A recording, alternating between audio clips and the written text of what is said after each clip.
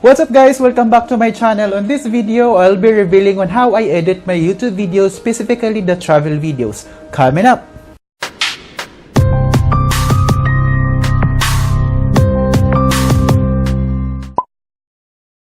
And yun na nga guys, so disclaimer lang, this is not an in-depth video tutorial on the software editing that I'm using. However, this is a step-by-step on how I edit my YouTube videos until I publish them to YouTube website. And if you're new here, please consider subscribing and click that notification bell so that you'll be notified on our latest uploads.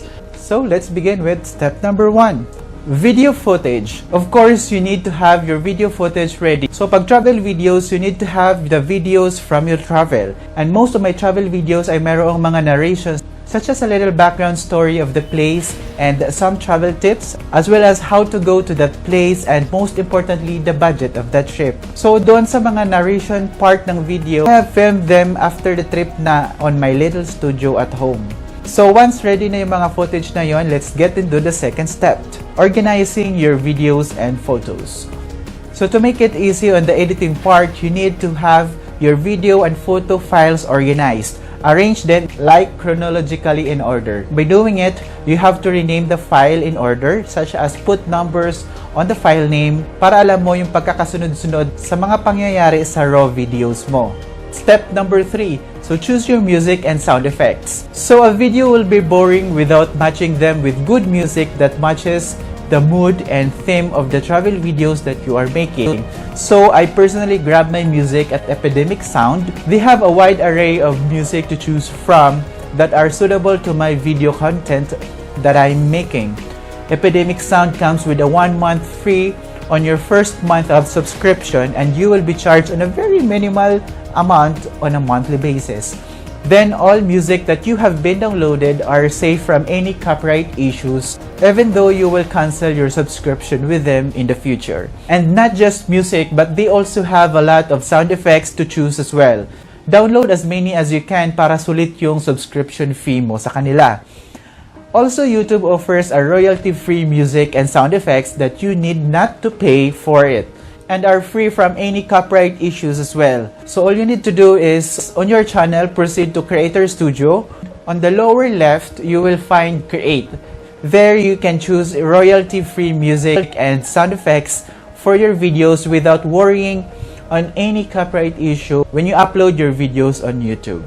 Step number 4. So most of your time and efforts ay dito mo ilalaan. For me, especially on my travel videos, it will take me 7 to 8 hours or even more than that. But now I have learned over time on some techniques on how to edit faster, which I will share them to you later on. So now, maybe 4 hours minimum na lang yung pag-edit ko ng videos.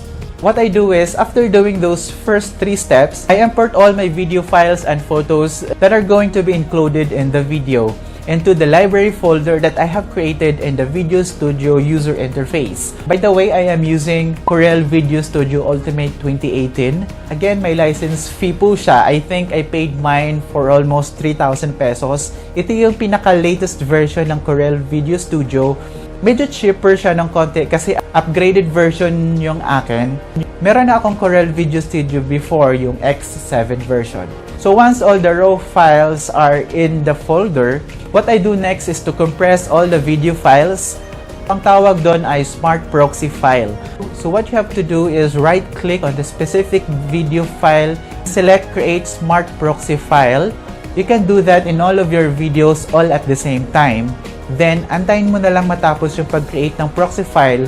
So, malalaman mo na tapos na yung creation ng proxy file once makita mo na yung small square next to the film-like icon on the upper left of your video preview icon.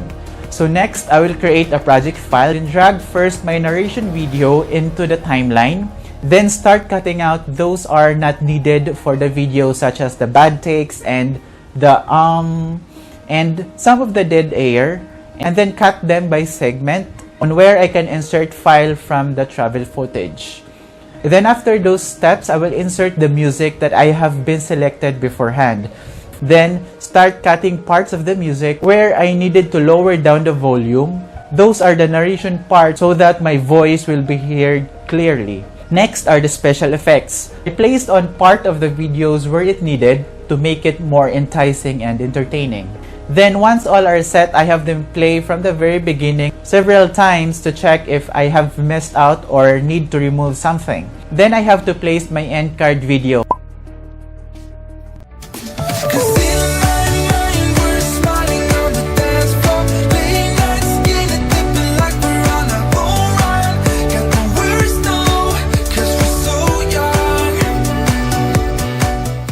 As we all know that YouTube allows us to promote more videos and playlists and even a subscribe function at the last 20 seconds of your video. So why not using them properly?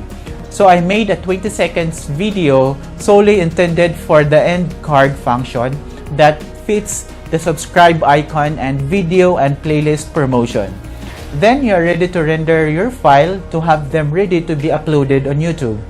It may take some time, so sit back and relax, or you may start creating your thumbnail. I make my thumbnails in Photoshop.